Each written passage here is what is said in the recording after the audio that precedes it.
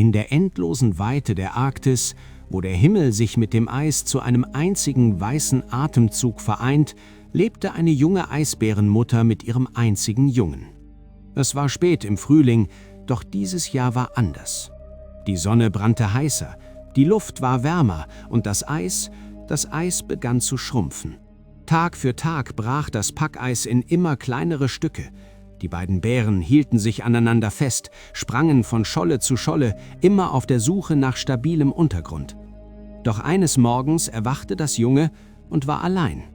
Die Mutter war während der Nacht aufgebrochen, um nach besserem Eis zu suchen, doch die Strömung hatte ihre Scholle davongetragen. Jetzt trieb das Junge auf einem winzigen Eissplitter mitten im offenen Ozean. Kein Land in Sicht, kein anderes Eis, nur Wasser, so weit das Auge reicht. Es versuchte sich klein zu machen, um nicht zu zittern, doch der Wind pfiff kalt und das Eis unter seinen Pfoten wurde stündlich kleiner. Am ersten Tag trank es Schmelzwasser, am zweiten Tag knabberte es an einer algenbewachsenen Eiskante. Am dritten Tag lag es einfach da, die Augen halb geschlossen, zu schwach, um aufzustehen. Es dachte an die Wärme der Mutter, an ihre Stimme, an das Gefühl, sicher zu sein.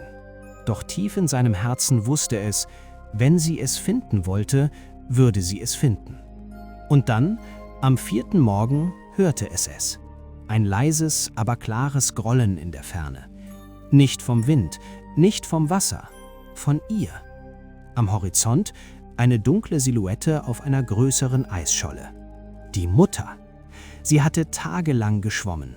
Durch Strömungen, durch Nebel, durch die Kälte. Sie hatte aufgegeben und doch weitergemacht. Denn sie wusste, irgendwo da draußen war ihr Kind. Langsam näherte sich ihre Scholle der winzigen Insel ihres Jungen. Als sie nah genug war, sprang sie ins Wasser, schwamm die letzten Meter und zog sich mit letzter Kraft auf das kleine Eis. Das Junge hob den Kopf, sah sie an und zum ersten Mal seit Tagen bewegte sich.